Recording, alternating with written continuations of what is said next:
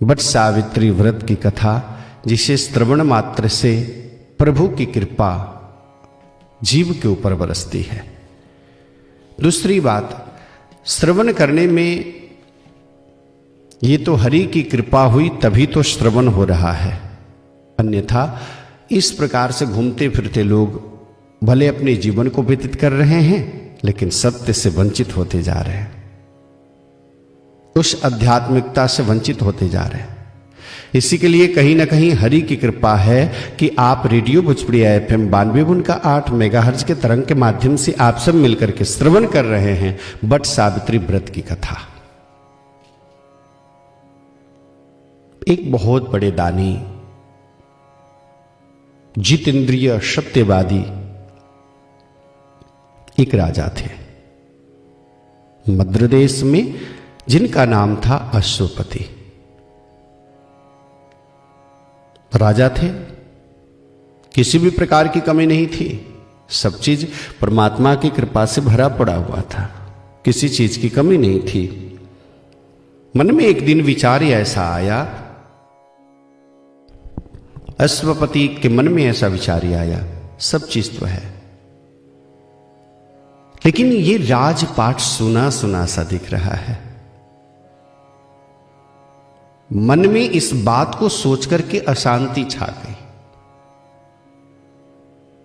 मेरे कुल का संवर्धन किस प्रकार से होगा, इस बात को सोच करके थोड़ी सी मन में अशांति छाई। क्यों? क्योंकि संतान नहीं थी। एक संतान हो जाता तो बड़े आनंदित हो जाते। अश्वपति ने, अब राजा थे, अश्वपति ने अनुष्ठान कराया, ब्राह्मणों को बुला करके अनुष्ठान कराया, कुछ प्राप्त हुआ नहीं। और इस पे निर्भर हो जाते थे कि प्रारब्ध में नहीं होगा तो अनुष्ठान से भी, ये तो एक नियम मात्र है। फिर भी भरोसा ईश्वर के ऊपर था और उन्होंने प्रत्येक दिन 1 लाख प्रतिदिन गायत्री मंत्र का जप करना उन्होंने शुभारंभ कर दिया। 1 वर्ष नहीं, 2 वर्ष नहीं, 18 वर्ष तक गायत्री मंत्र का अनुष्ठान करते रहे, गायत्री मंत्र का अनुष्ठान करते रहे। वेद माता प्रकट हुई, मांगो क्या चाहिए तुम्हें। अश्वपति ने कहा, हे मातेश्वरी, आपके तेज पुंज इतने हैं कि मानो कि करोड़ों सूर्य के समान हो। अश्वपति को नमन, अश्वपति का नमन स्वीकार करें मां, और मुझे एक पुत्र रत्न की प्राप्ति हो जाए, इस प्रकार से मुझे वरदान दीजिए। वेद माता गायत्री ने कहा कि तुम्हें पुत्र रत्न की प्राप्ति नहीं अपितु कन्या रत्न की प्राप्ति अवश्य होगी। मैं वरदान देती हूं, और वो कन्या कोई साधारण नहीं होगी, वो कन्या बड़ी तेजस्वी होगी, पतिव्रता होगी, सत्यातीत होगी। इस प्रकार से वरदान देकर के वहीं पे अंतर ध्यान हो गई। धीरे धीरे समय व्यतीत हुआ, गर्भाधान संस्कार हुआ और समय आने पे एक कन्या रत्न की प्राप्ति हुई। कन्या भी बड़े सुशील, शांत स्वभाव, हरि में, परमात्मा में अनुनय विनय करने वाली, तपस्विनी, उसका नाम रखा गया सावित्री। उस कन्या का नाम अश्वपति ने ब्राह्मणों को दूरा बुला करके उस कन्या का नाम रखा सावित्री। बड़े तेज था उनके अंदर, सावित्री के अंदर बड़े तेज था। पिता के घर में दिनों दिन बढ़ने लगी। जिस प्रकार से चंद्रमा अपने कला को लेकर के शुक्ल पक्ष में बढ़ना प्रारंभ होता है, ठीक उसी प्रकार से वह कन्या अपने पिता के घर में उस तेज को लेकर के, उस पुंज को लेकर के अपने पिता के घर में बढ़ने लगी। इतने तेज थे कि किसी का भी सिर और नजर में नजर मिला करके कोई देख नहीं पाता था। उनके अंदर इतनी सतीत्व थी, इतनी तेज था, इतने पुंज था कि कोई नजर से मिला करके कोई देख नहीं पाता था। सावित्री इस प्रकार से निकली। अहर्निश परमात्मा का नामों का उच्चारण करना, प्रभु का गुणगान करना, बस अहर्निश लगा रहती थी। उनके अंदर इतनी तेज, इतनी पुंज था कि कोई नजर से मिला करके नजर नहीं देखता था। अब धीरे धीरे घर में बढ़ने लगी।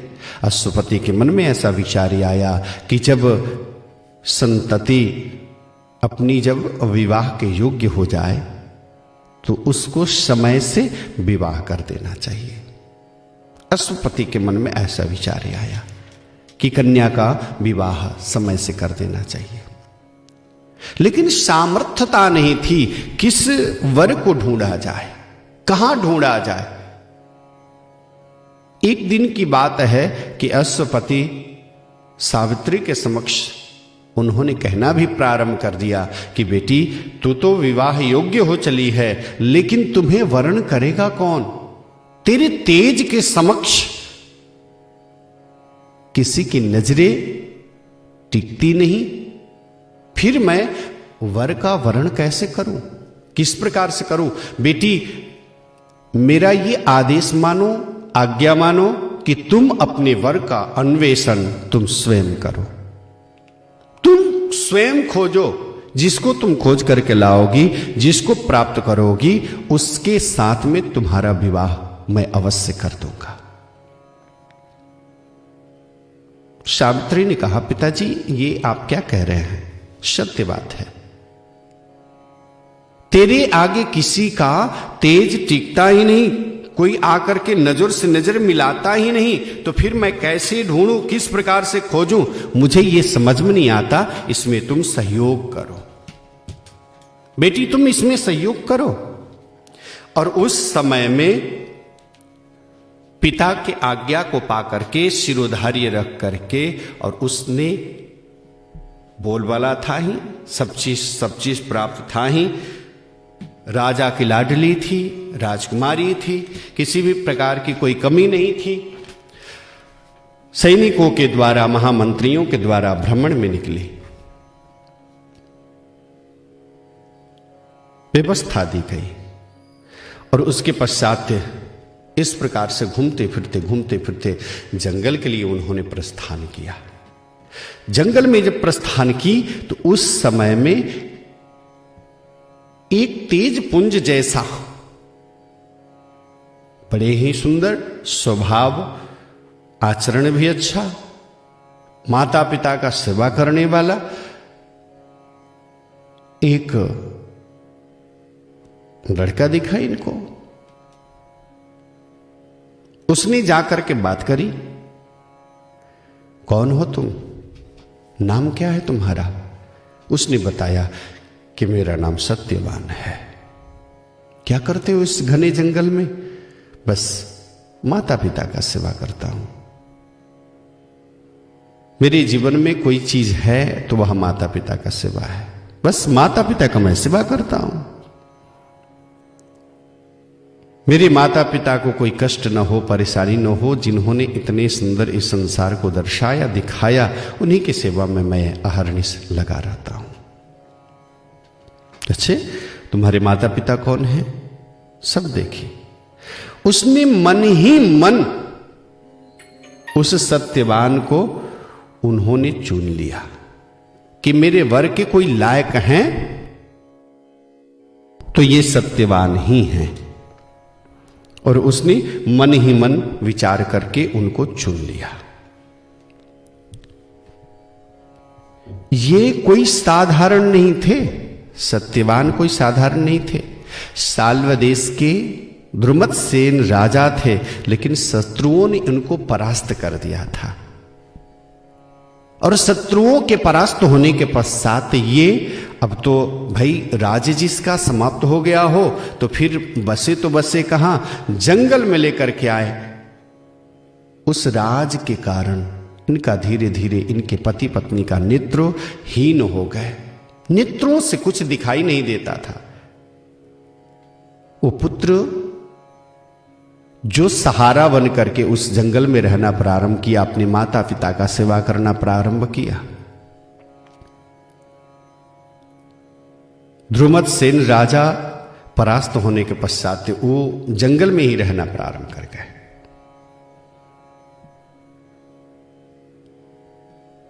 जिनके पास जो सत्यवान पुत्र था, अब सावित्री ने मन ही मन उनको वरण कर लिया। आई आकर के अपने पिता अश्वपति को सब बातें बताई। बातें बताने के पश्चात उसी समय में नारद जी महाराज भ्रमण करते करते अश्वपति के समक्ष आए। जिज्ञासा हुई अश्वपति कि मन में ऐसी जिज्ञासा हुई कि जब संत आते तो कोई परमार्थ की बात किया जाए। उन्होंने कहा कि मैं अपनी पुत्री का विवाह द्रुमद सेन राजा के पुत्र जो शाल्व देश के हैं, उनके पुत्र एक हैं जिनका नाम है सत्यवान, उनसे मैं करने के लिए उद्यत हूं। कैसा रहेगा वो पुत्र, कैसा है? नारद जी ने सब बताया। बड़ा दानी है, तेजस्वी है, क्षमाशील है, पिता का सेवा करने वाला है, सब अच्छा है, बहुत बढ़िया है, किसी भी प्रकार की कमी नहीं है। लेकिन एक कह करके नारद जी महाराज चुप हो गए। अश्वपति ने कहा कि एक आपने ये कह करके आप चुप क्यों हो गए? क्या उस बालक में कुछ अवगुण भी है? कहा कि रहने दीजिए, जब आपकी पुत्री ने उनको वर के रूप में वर्ण ही कर लिया तो फिर बताना उचित नहीं रहेगा, क्योंकि उसने अपने मन से मान लिया कि ये मेरे पति हैं। अब बताना उचित नहीं रहेगा। और अधिकांशतया महाराज आज भी वही परिस्थिति आती है। जब किसी ब्राह्मण देवता को बुलाया जाता तो दो चीज है, गणना और मनना। आप सब सुने होंगे, गणना और मनना। पहले गणना कर लेना चाहिए, कितने गुण आ रहे हैं, अष्टभकुट का मिलान हो रहा है कि नहीं हो रहा है, कितने गुण प्राप्त हो रहे हैं, कुछ कम है, अधिक है, किया जा सकता कि नहीं किया जा सकता, ये गणना है। यदि गणना मिल जाए उसके बाद में मनना मिलाना चाहिए, कैसे विवाह किया जाए, विवाह की व्यवस्थाएं क्या होगी, किस प्रकार से विवाह कराया जाए, कहां पे कराया जाए, किस जगह पे कराया जाए, कौन सा शुभ मुहूर्त होगा, ये मनना हो गई। यानी मन आपस में मिलजुल होना, ये मनना है। और वर कन्या का गुण किस प्रकार से मिलान हो रहा है, ये गणना है। लेकिन आजकल विपरीत होते जा रहा है। पहले तो मनना मिला लेते, मनना जब हो गया, भाई आपको मुझे इतना, आप मुझे इतना देंगे, ये गाड़ी देंगे, घोड़ा देंगे, ये वो, अभी जब जितना है सब तैयार कर लेते। उसके पश्चात पंडित जी को बुलाते, बुलाइए और शुभ मुहूर्त में दिन जो है सुचारू रूप से उतार दिया जाए। अब उस समय में पंडित जी से पूछा जाता कि पंडित जी थोड़ा सा गणना मिला दीजिए, वर और वधू का किस प्रकार से गणना है, कितना गुण मिल रहा है। अब विचार करिए, आप सब चीज तय कर लिए और सब चीज तय करने के पश्चात पंडित जी से आप पूछ रहे हैं। यदि पंडित जी उस वर और वधू के मिलान को यदि देखते हुए कहें कि इसमें मिलान नहीं हो रहा है, तो ये दिक्कत परेशानी वाली बात है। पहले तो मिलान करा करके तब ही मनना होना चाहिए। नारद जी महाराज से वही कह रहे हैं कि आपकी पुत्री ने सत्यवान को अपना पति समझ लिया, और पति समझने के पश्चात आज मुझसे पूछ रहे हैं, यदि मैं कोई ऐसे बात कहूं और यदि वे स्वीकार ना हो तो कहा कि नहीं नारद जी, आप तो संत हैं और संत का कोई अंत नहीं होता। दोनों हाथों को जोड़ करके अश्वपति राजा ने कहना प्रारंभ किए, नहीं नहीं मुझे बताया जाए आखिर क्या है। उसी समय में नारद जी महाराज कहे कि जिस वर को इन्होंने अन्वेषण किया है ना, उसके पास में आयु नहीं है, उसके पास में आयु नहीं है। ठीक आज के 1 वर्ष के बाद वे समाप्त हो जाएगा, मर जाएगा। सावित्री इस बात को श्रवण कर रही थी, सुन रही थी। अश्वपति बुलाए, सावित्री तूने वर का तो अन्वेषण किया, तूने वर को चुन लिया, लेकिन समस्याएं ये आ रही है। सावित्री ने बड़े निडरता पूर्वक उन्होंने अपने पिता के समक्ष प्रस्तुतिकरण की।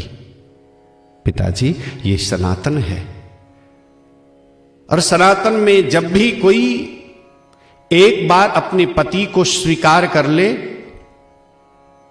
फिर वे पीछे नहीं जाती। इसी के लिए मेरा पति यदि अल्पायु है या दीर्घायु है, ये कोई मायने नहीं रखता। मैंने हृदय से अपने पति को यदि चुन लिया, मान लिया, तो उसमें मैं पीछे नहीं हट सकती। वही मेरे पति रहेंगे। कहा कि बेटी तेरा दृढ़ निश्चय है? कहा कि हां, मेरा दृढ़ निश्चय है कि मैंने एक बार यदि पति को स्वीकार कर लिया तो मैं पीछे मुकर करके नहीं जा सकती। पिताजी, जब विवाह होगी तो उसी के साथ में होगी, सत्यवान के ही साथ में होगी।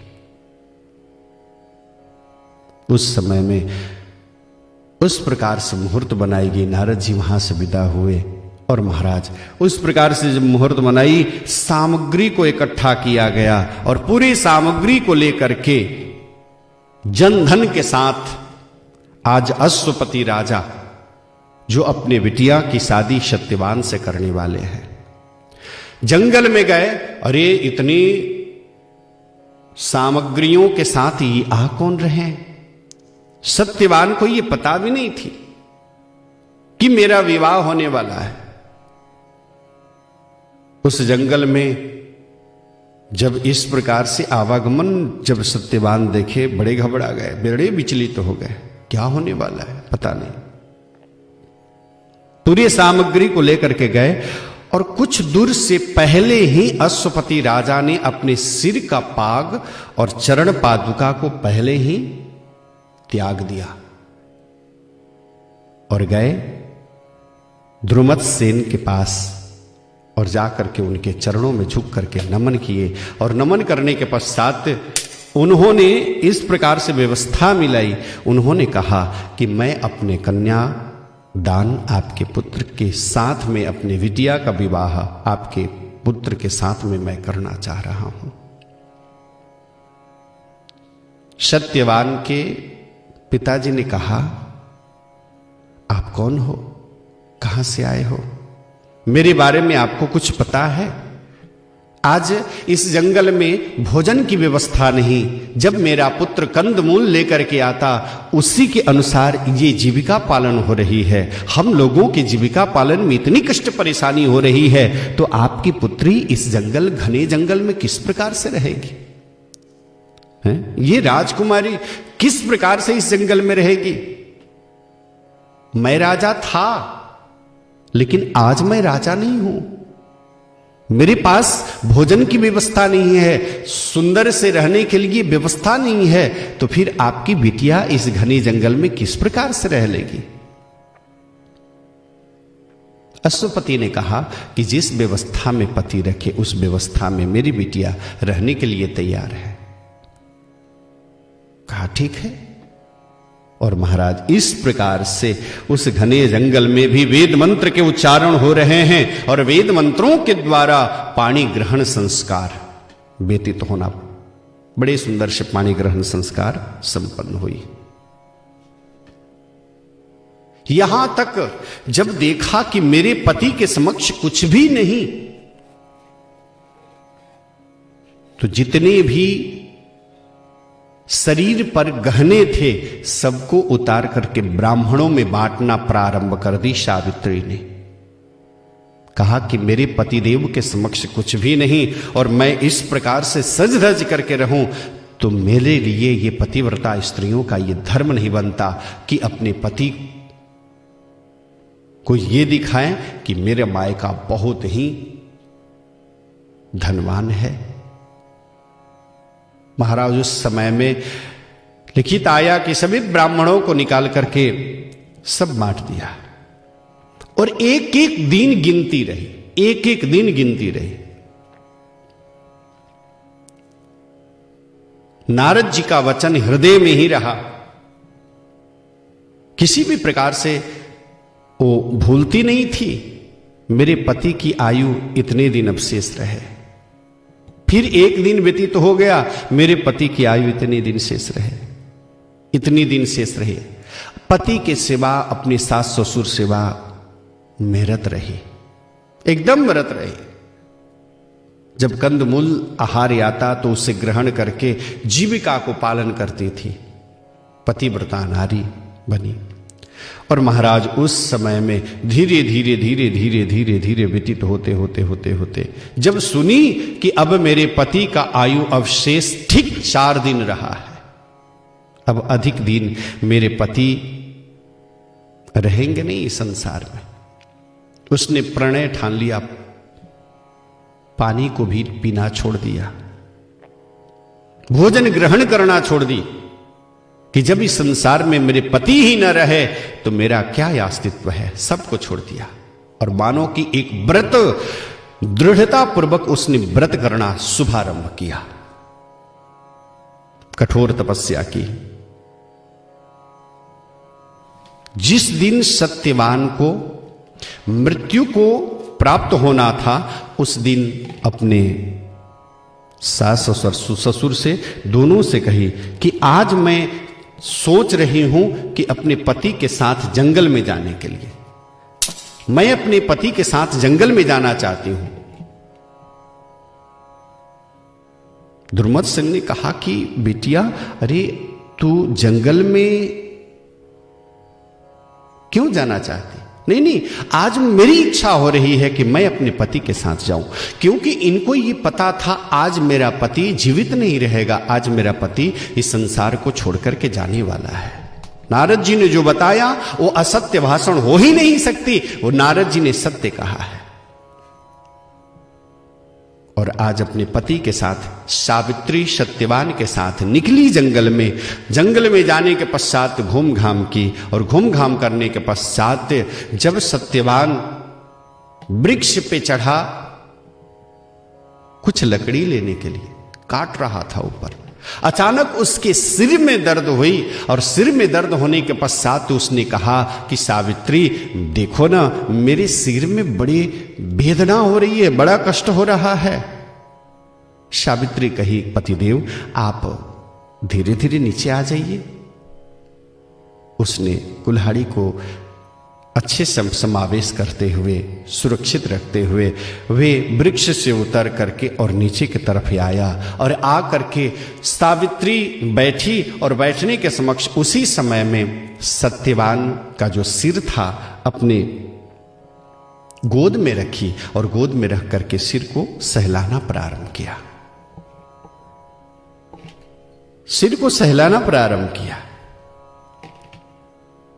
और सिर को सहलाते सहलाते, सिर को सहलाते सहलाते मानो कि उसको नींद आ गई हो, और भीषण वेदना अंदर से हो रही थी, मानो कि कोई शरीर को भेदन कर रहा हो। और उसने देखा कि समक्ष यमराज आए और मेरे पति का प्राण हर करके जाने वाले।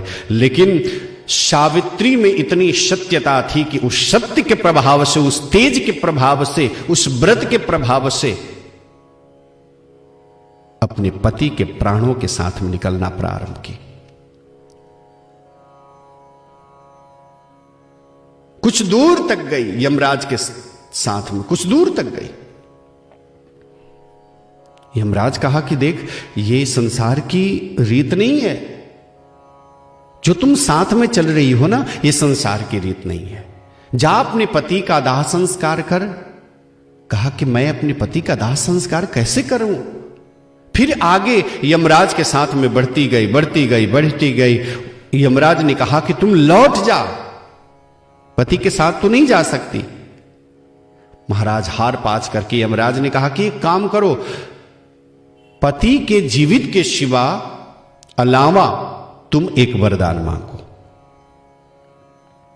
एक वरदान मांग लो तुम, मैं देने के लिए तैयार हूं, एक वरदान मांगो। उसने कहा कि यदि आप वरदान देना चाहते हैं तो मेरे सास ससुर के आंख वापस आ जाए, सास ससुर का आंख वापस आ जाए।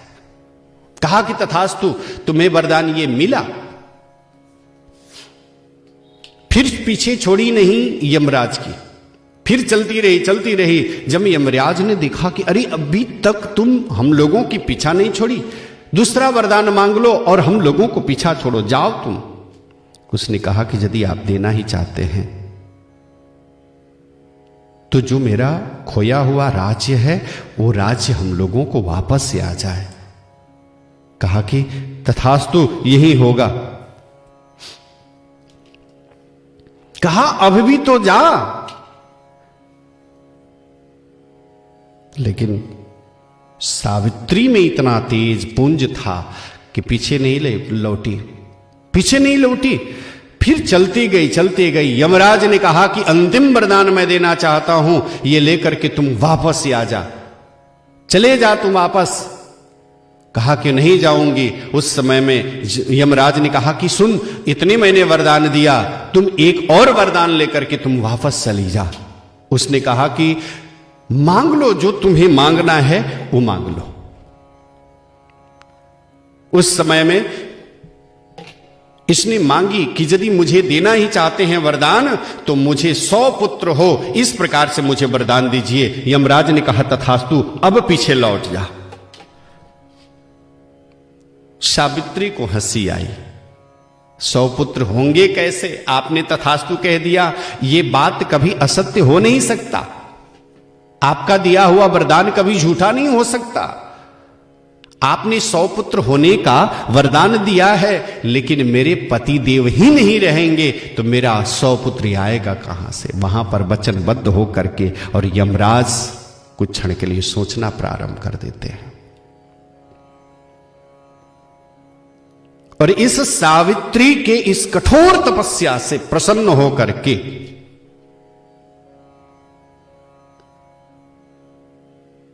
अपने पति को मौत के मुख से वापस करके लेकर के आती।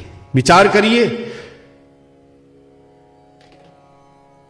यमराज ने कहा कि आज के दिन जो व्रत करेंगे उनके पति का सौभाग्य, आयुवर्धन और मनवांछित इच्छित फल की प्राप्ति होगी।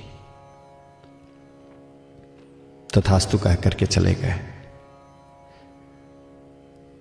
सावित्री को क्या प्राप्त नहीं हुआ? हर एक चीज प्राप्त हुआ। सास ससुर का आंख प्राप्त हुआ, हृष्ट पुष्ट हो गए, राज्य वापस से आया, पति के प्राण बचे। ये है सनातन धर्म की परम पावनी स्त्रियां, जिन्होंने अपने तपस्या और बल के प्रभाव से यमराज को जिन्होंने परास्त कर दिया हो। यह है सावित्री,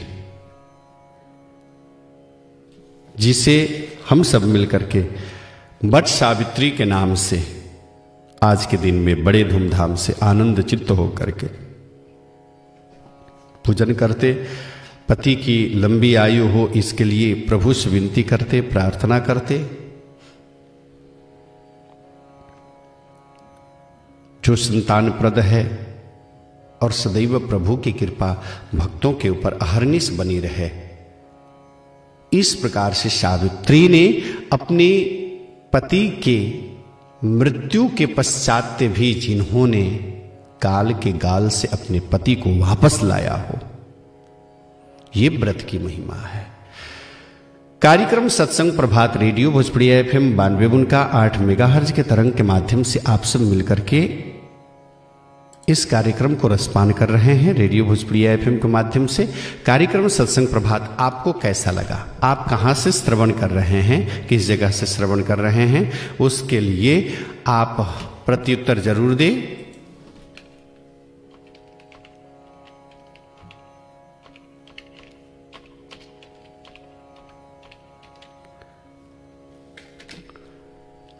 कार्यक्रम सत्संग प्रभात आपको कैसा लगा और आनंद चित्त होकर के आपने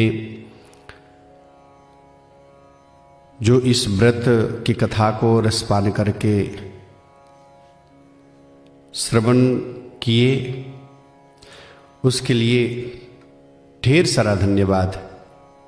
कार्यक्रम सत्संग प्रभात से आप जुड़े रहे उसके लिए ढेर सारा धन्यवाद। अमूल्य समय दिए।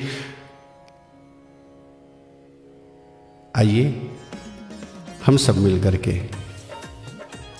श्रवण करें और कार्यक्रम सत्संग प्रभात रेडियो भोजपुरी FM 92.8 मेगाहर्ज के तरंग के माध्यम से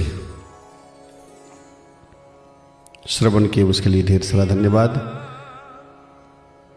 आप सबों के समक्ष पुनः वापस आ ही रहा हूं, तब तक लिए प्यारा सा भजन।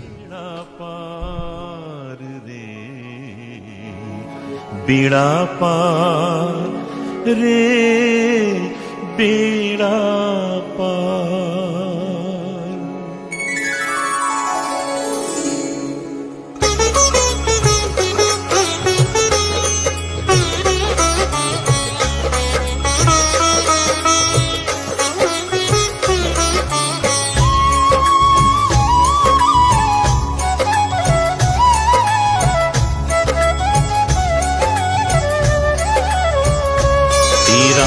राम जी करेंगे बेड़ा पार, उदासी मन काहे को करे। मेरा राम जी करेंगे बेड़ा पार, उदासी मन काहे को डरे। काहे को डरे रे, काहे को डरे, काहे को डरे, काहे को डरे रे, काहे को डरे। तेरा राम जी करेंगे बेड़ा पार, उदासी मन काहे को डरे। तेरा साईं जी करेंगे बेड़ा पार, उदासी मन काहे को डरे। तेरा राम जी करेंगे बेड़ा पार, उदासी मन काहे को डरे।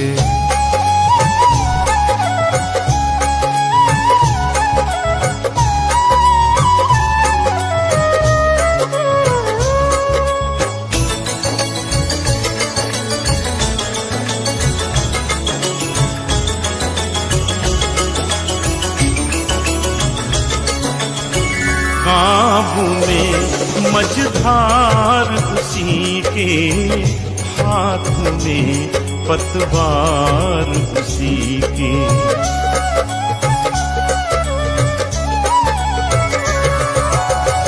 काबू में मझधार उसी के, हाथ में पतवार। रेडियो भोजपुरी FM 92.8 मेगाहर्ज के तरंग के माध्यम से आप सब मिलकर के श्रवण कर रहे हैं। कार्यक्रम सत्संग प्रभात को कैसा लगा? कार्यक्रम सत्संग प्रभात प्रत्युत्तर के लिए 98 152 17 762 पे आप प्रत्युत्तर दे सकते हैं। कार्यक्रम सत्संग प्रभात में कि रेडियो भोजपुरी FM 92.8 मेगाहर्ज के तरंग के माध्यम से ये विशेष कार्यक्रम आप सुन करके साथ दिए, कैसा लगा? 98 152 17 762 पे आप प्रत्युत्तर दे सकते हैं।